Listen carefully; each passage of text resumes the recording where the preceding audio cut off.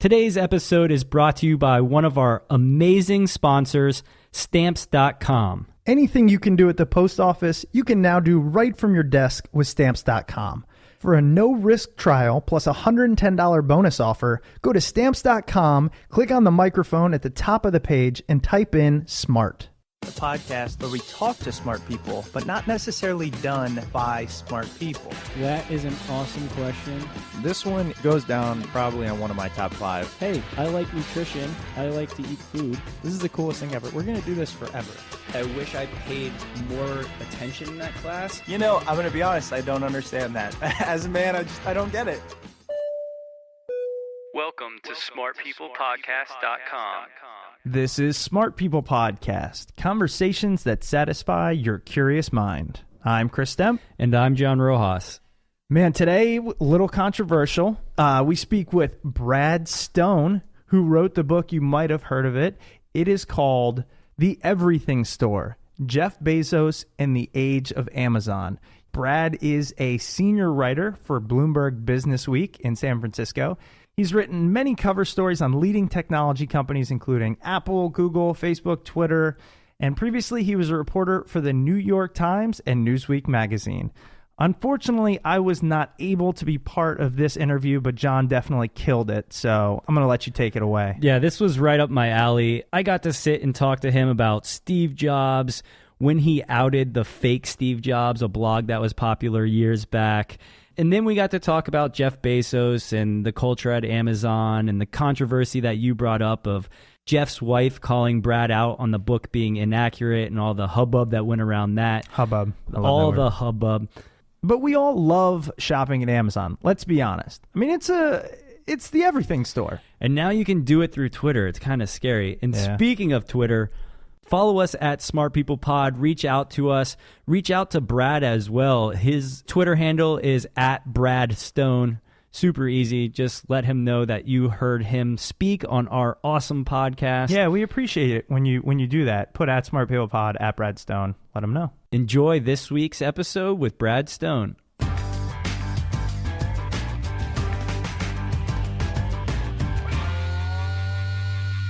Well, Brad, thank you so much for being on the show. One of the things that we like to do is talk to our guests about their background, how they found their passion, how they got to where they are, and then just a little bit about diving into who you are as a person. So could you give our listeners a quick insight on who you are, what you do, and how you got to where you are?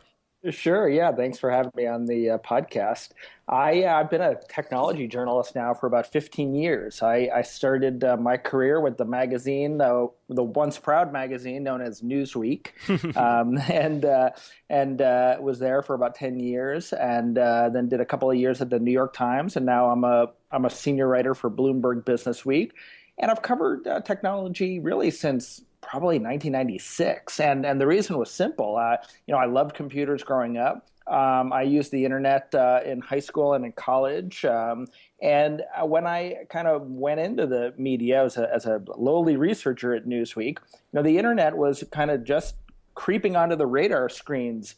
And, there were a lot of kind of traditional conservative-minded writers and reporters at the magazine at the time that kind of feared the new technology. But nevertheless, we had a responsibility to write about it. And, and I kind of just put myself forward because I understood it and I was comfortable with it.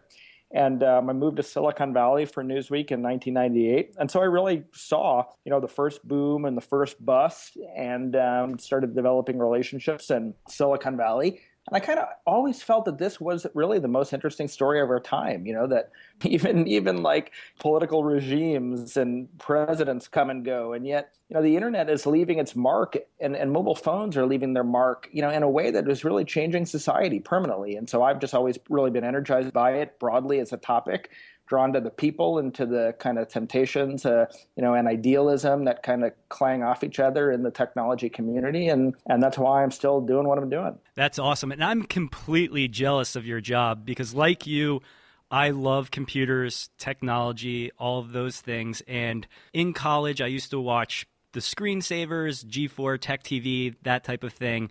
And I always thought, oh man, it would be awesome to write about technology on the internet. And I quickly found out that I was not a writer, so I gave up on that. And luckily, I'm able to do this whole podcast thing and feel like I'm part of that group now. But it is funny, you know, the internet, what did it just turn 25 yesterday or whatever? And it's so surprising to look back and just see how far it's come since when it first came out. I know we all remember the sound of those awful 9600 baud modems and the modems before that. And it really just has come such a long way. I mean, for me, it's just what's so dramatic is to think back to kind of how we worked, 10, 15 years ago when the web was just new. And, the way in which even a news organization works right now is so dramatically different and more efficient. And as a result, there's so many new opportunities. I mean, I spent 10 years as a researcher, at Newsweek scrambling to get my name in the magazine. And today, new journalists, via blogs or podcasts or Twitter feeds can make their voice heard right away. So the bar is lower, and but as a result, more people are having their voices heard. And you there's great things about it, and there's frustrating things about it. You have to work harder for attention, and it's also more challenging to tell meaningful stories. So, I set out to write my book about Amazon because I felt like it had really never been done, and people weren't seeing the forest for the trees, so to speak. They were getting lost in the minutia of what's happening to the stock price today or yesterday. Whereas really, if you step back, this is, the stories of companies like Amazon are kind of remarkable. Let's go ahead and jump into that. The book that you wrote is The Everything Store, Jeff Bezos and the Age of Amazon. And, it's been receiving such high praise. I saw that it was a 2013 award winner through the Financial Times and Goldman Sachs Business Book of the Year. Yeah, that's right. That was very nice and unexpected. But after you take some lumps, of course, by having any book out, it's always nice to be recognized like that. Absolutely, and congratulations for that. I'm sure that's such an honor to get, especially with this being your second book. That's very, very cool. Awesome. Thank you so much. Let's talk a little bit about the book. How did you come up with the idea? I know you said, nobody's really talked about Amazon, but at the same time, Amazon... it was pure opportunity. Like, because I have covered Silicon Valley for, over the years, I saw great Google books and Apple books, and, there have been some pretty good Facebook books, and of course, the Facebook movie. But because I think of its secrecy, because of its remoteness up in Seattle, because maybe we kind of take it for granted, Amazon is reliable as your, washing machine. Yep. No one had kind of set out to really, well, they had, let's say, but I didn't feel like there had been any credible books about the history of Amazon, particularly any books that really did justice to the kind of twin innovations of the Kindle and Amazon Web Services, the cloud business. So it was just opportunity. And at the same time, the folks in the book publishing business are going to bed and waking up thinking about Amazon and what it's doing to their business. And so it was like a pure market opportunity. And because I had covered Amazon, I thought I was, in a good position to do it. So that was really the genesis of the project. It's amazing how much of a disruptor Amazon actually has become. Like you said, it's as dependable as your washer machine now, where I'll go to bed one night, wake up in the morning and think, oh, I need to pick up this, this, and this, not have to go to a store, just go online, click, click, click. 2 days later, it's on my doorstep. They truly did change the way that we think about the overall goods marketplace, but yet nobody thinks about it. So this book being a look at the insight of Amazon, did you hear any negative criticism or anything along the lines that maybe it's too early for this look at Amazon? Yeah, I mean, of course, that is what Jeff Bezos himself told me when I told him I was doing this. Right. And it's, and it's kind of his usual retort. And in a way, it's a way to kind of brush off intrusive journalistic interests. He's not kind of constitutionally I think, inclined to open himself up to this kind of examination. So in part, it's, there's some truth to it. But look, it's 20 years old now. Right. And he hasn't just, to your point, changed the way we shop. He's also changed the way we read. He's changed the way companies are created and how they run their operations in the cloud. And, you've made 3 enormous impacts here in 20 years and throw in a near-death experience to boot. So while I kind of understood the argument, I thought I was kind of looking more at it, that there's a kind of natural arc to the story now. And then there was just the demand. I mean, sure, it might be too early, but look, people want to read about it today. They want to understand it better. And I think probably the success of the book has kind of shown that there is a hunger there. So while I heard that from Jeff, I always kind of felt it was a little self-serving, and it was more that they weren't inclined to open themselves up. Let's talk a little bit about Jeff Bezos. You got to sit down with him a handful of times for this book, right? Specifically, I probably talked to him over the course of my career covering Amazon. So that's starting in '99, and then I proposed the book to him, and I talk about that in the introduction to the book. And then he said it was too early, and he made although he did make family members and senior executives available to me, he kind of declined to participate.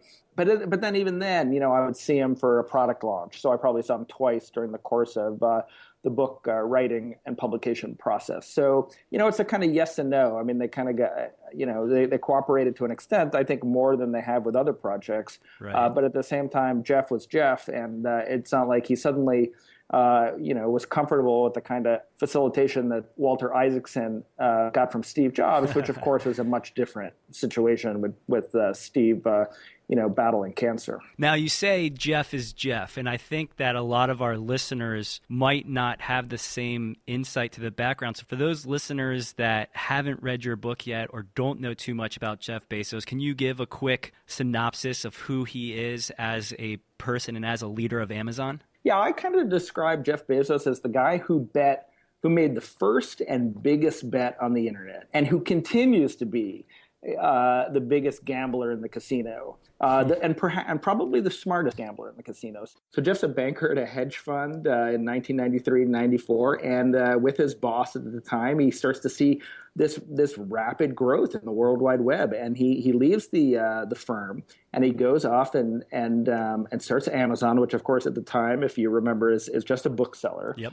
But he sees kind of the capital opportunity, the fact that investors are very interested in the internet, and he's just aggressive and has a real vision for this company. And he raises probably the most amount of any internet company ever in both stock, in equity, and in bonds.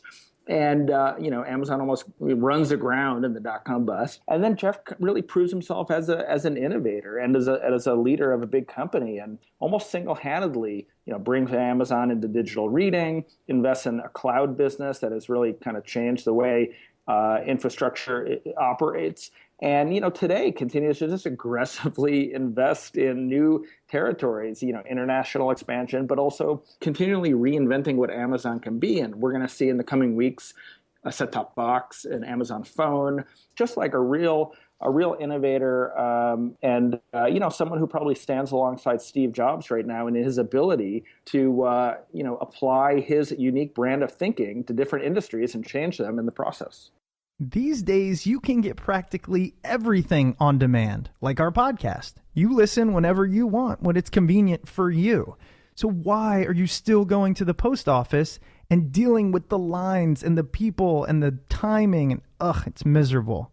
Now you can get postage on demand with Stamps.com. Anything you can do at the post office, you can now do right from your desk. I mean anything. You can print stamps, envelopes, shipping labels. You can do it all. And unlike the post office, you never have to wait in line at Stamps.com. Save time, print postage online. We try to hook up you listeners with books, posters, phone covers. We got a lot of different swag that we send out, and we use Stamps.com. It has literally changed our lives. We no longer have to schlub all the way to the post office and wait in line. They send you a free scale. It's a nice scale. You just put your package on there, plug it into your computer, it weighs it, prints out the perfect postage amount. You put that right on your box and leave it for your mailman. No more post office, saves you time.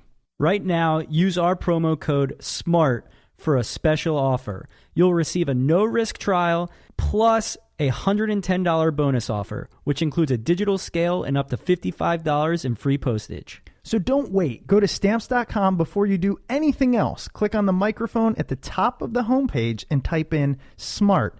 That's Stamps.com. Enter SMART. Harry's was sparked from a personal experience from Andy, one of the founders. He went to a drugstore, waited 10 minutes for someone to unlock the case where the razors are being held, and bought a 4-pack of blades and some shaving cream. Not the best purchase experience. He spent $25 on products and brands that he didn't know anything about. There had to be a better way. Welcome, Harry's. Harry's focuses on providing guys a great shaving experience for a fraction of the price of the competitors. They believe in clean product design, less but better. High-quality blades engineered in their own factory in Germany, and the convenience and ease of ordering online beats going into a drugstore any day of the week. Guys, I hold in my hand the box that Harry shipped directly to my door. Opening it up, you're greeted with an awesome razor, a couple blades, and their amazing shave cream. The shave cream has soothing licorice and cucumber, coconut oil, and eucalyptus and peppermint. It's absolutely amazing. The razor itself, unbelievable. Lightweight aluminum, just like in aircrafts. Head over to harrys.com and use the promo code SMARTPeople to save $5 off your first purchase. What other types of comparisons with Steve Jobs did you notice with Jeff? There are a lot of similarities and a lot of differences. I mean, an obvious difference is, Steve really, for him, design and the beauty of a product was first. And for Jeff, he tends to be more pragmatic, get a device out there and then iterate, right? And we saw that with the Kindle Fire tablet, which at first was kind of boxy and undistinguished. And now, after like 3 versions is competitive with the iPad. There's similarities too. They both, Jobs had a sort of infamous temper with subordinates and could be a real jerk. Jeff is certainly not as much of one as Steve was, but as I really account for in the book, he can be tough with subordinates. He expects the best from people like Steve did, and when employees don't measure up, they know about it, and as a result, employees work hard and want to please the boss. There are other similarities. They both bring their particular sensibilities to various industries and change them in the process. And for Bezos, it's this low margin, long-term perspective that has changed retail and publishing and cloud services. And we may be seeing it in the process of changing groceries and music and video with Amazon's competition with Netflix. And I would say just the persistence of both entrepreneurs. Steve Jobs had this saying, if you haven't found it yet, keep looking, don't settle. And that was clearly the journey Apple went on with the iPhone and the iPad. And I think that's what Bezos is doing as well here with products like, the phone and the set-top box and perhaps with the original Kindle e-reader where, he's just committed to enter these markets. And, sometimes it takes a while and they encounter a lot of failure and setbacks along the way, but there's a kind of persistence to each of those guys. One of the things that I noticed about Jeff, and I noticed the same thing, we talked to Tony Hsieh, and he spoke about how everything really focuses around the customer and to obsess over the customer. And they've truly done that at Zappos. And then with Amazon, I remember reading, I guess they put out that 1997 letter to shareholders. And That's right. One of the things that they talk about is to obsess over customers and just all these points about customers. When you wrote this book, what jumped out to you in terms of Amazon obsessing over customers? Is it something that they say or is it something that they truly do? Right. Yeah, I mean, I have to say I came to it somewhat skeptically because, of course, you're never going to find the company that says they don't care about their customers. And so, in a way, it sounds like pretty smooth public relations. But I think there are ways, there are actions that you can point at where, Amazon does bypass some revenue opportunities to satisfy its customers. And, a canonical example, and any Amazon customer, probably has a story like this where you're not quite satisfied with the product. You bought it by mistake or it comes broken and Amazon tells you to keep it or to send it back for free and they send you a new one. So, I mean, and then they've got the luxury of doing that, right? And they basically kind of encoded the customer's always right into their customer service organization. That said, I think like every company, like they profess to be customer oriented and to not obsess over their competitors. And yet, we see them doing things all the time to show, like anyone would, they really consider, the gains made by Apple and Google and other competitors. Today, I know this will be broadcast later, but let's just say recently, they increased the rate that they're charging for Amazon Prime, the 2-day shipping service. And they say that shipping prices have increased, but it's also true that they're now spending a lot of money on buying video, TV shows and movies to give for free to Prime customers, which is in part why the overall system is now more expensive. And they're doing that because Netflix has come in and really owned the video shelf of the everything store. And, they're trying to fight Netflix on that front. So were Prime customers clamoring for, free episodes of My So-Called Life? I don't know. I mean, some of the stuff I agree they're customer oriented and it's admirable, but at the same time, one of Amazon's most important constituencies is Amazon, as you would expect it to be.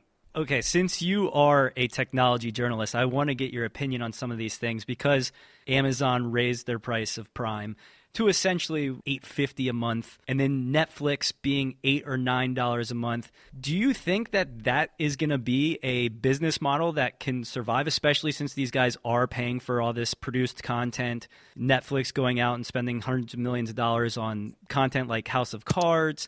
People have gotten so used to this $8 a month and they can stream all this stuff. Is this going to be something that can actually stick around, or is there going to be another disruption to this industry and people are kind of going to be surprised? Yeah, I think it's clear that this is a model that is, already enormously successful. And it's kind of incredible to me that, people pay $100 for their cable packages, and yet they're willing to fork over, $8 to $10 a month for an additional subscription.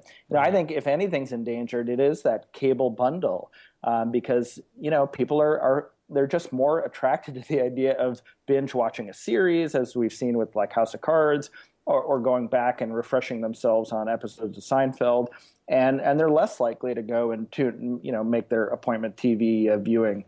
So no, I think that the monthly subscription idea is here to stay, and I think we're seeing the emergence of two primary channels in Netflix and Amazon, perhaps Hulu's a third, and it's really up to the cable guys to adapt to a new internet-centric world. The stuff that's going on in the cable industry right now is just so frustrating and just mind-boggling how they basically get away with charging what they charge and capping people's data, all that kind of stuff. We could talk about that probably for hours, but that's a whole different... Yeah, and if anything, they're doubling down on the old model with Comcast buying Warner Cable, right? And, just showing reluctance to change and instead flexing their muscles. Well, I think Jeff Bezos and Reed Hastings realize that it's ripe for disruption. They don't want to die, but hopefully those guys can go in there and kind of completely disrupt that industry. I wanted to jump back real quick to the Everything store. Like I said, it's gotten critical acclaim, and yet when you go on to Amazon reviews, there is... I know where you're going with this. That one scathing review from Mackenzie Bezos. Can you talk a little bit about that? Because when the book first came out, it was basically the only 1-star review that was out there. Right. Yeah, there have been a couple of tepid reviews from some Amazon insiders, including her review. There have also been, I would say, an equal number of reviews, public and private, from Amazon folks who thought I got at the story. Right. Look, it's not an easy topic, right?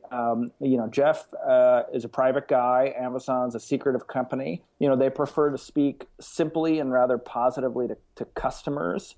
My narrative, was different. I tried to get at why this company is innovative, yes, but polarizing as well. Lots of critics, lots of customers that love them. So, I tried to find the middle ground, to weigh both sides. And then I told there was one aspect to the story that my sense is she just didn't like, and the Bezos family didn't like, which was, I went and I hunted down Jeff's biological father.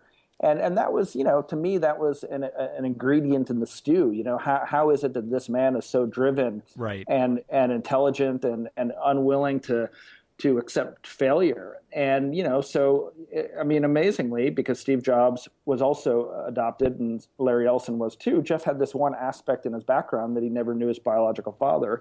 And I tracked him down, and I actually told him, this guy, that his son was Jeff Bezos, one of the wealthiest men in the world. He did not know. Oh, wow. And I just, and that's all in the book. And it made a splash when the book was published in October. And I just think, that was one of the reasons why. And then the family is, close knit and, protective of Jeff's parents. And, I just think that, it probably rubbed them the wrong way, and I don't blame them. So there was some blowback there that was probably inevitable, but maybe perversely, that review and the attention that it got when she posted it ended up sort of helping the book and drawing another round of attention to it. So it was funny how that worked out. You put so much of your time, your life into this book. Do you plan on doing it again? Do you have any projects on the forefront here where you're going to take that same type of model, or are you more along the lines of, okay, I wrote the book about Amazon, that was the book that I wanted to write, and now I'm just going to keep doing stories on a weekly, daily basis, that type of thing? Yeah. Well, I would actually love to do it again. I mean, it was such a positive experience this time around. But the lesson for me in writing this book, and then in my previous book, which did not do as well, and it was about of all things robot hobbyists, and that was probably the reason why it didn't do so well. But the lesson to me is select carefully the topic that you want to devote 2 years of your life to, and make sure it's a topic where the interest scales proportionally to the time you spend on it. And and that's mainstream. Reading is almost an endangered activity. That it's competing now with so many other forms of diversion, and people's attention spans are limited. And so to me, if I were to find another great story that had some of the ingredients of the Amazon story, I would definitely get back into it. Although it's funny, right now what I'm doing is I really view the book, The Everything Store, as a kind of dynamic document. And I'm doing a epilogue for the paperback, which will be out in October. And I want to, and I continue to cover Amazon and other technology companies for Business Week. But I just think that, this is a company for the ages. And people are always going to be interested in it. Always, and people will be going to interview there. And I want to create an up-to-date document that they can refer to. Being a technology nerd myself, I have to ask you this question.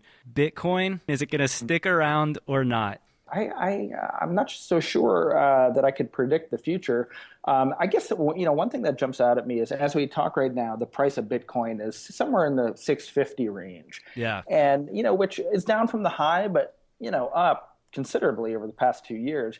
And when you just look at how durable that it has been, the value has been, even though we're coming off of a couple of weeks of almost nonstop controversy, from Mt. Gox, as you mentioned, to the whole hullabaloo over Satoshi Nakamoto, to the CEO of one company, committing suicide, I guess, oh, wow. Lot different hacking reports where people are losing their Bitcoins. And yet this thing still has value. The Chinese government passing laws, not allowing people to exchange Bitcoin in China, and yet here it's still worth something. It speaks to me that, some durable value is created.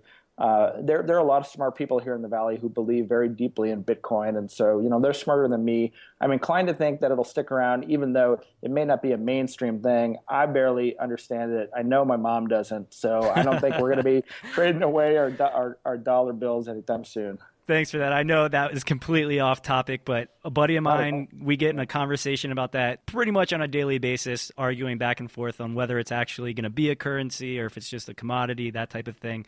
So I had to get that out there. Well, Brad, thank you so much for, spending the time talking to me today, especially about your book, The Everything Store, Jeff Bezos and the Age of Amazon. I wanted to give you an opportunity to just plug any of your sites where you write, if you're on Twitter, those type of things, so our listeners can catch up with everything that you're putting out there. Absolutely. Thank you so much. Yeah, follow me on Twitter. I'm twitter.com/Brad Stone, or check out businessweek.com, where they pay my bills, and it's a great site, and we've been working hard on it. Thank you so much. Awesome. Appreciate it. Great talking to you.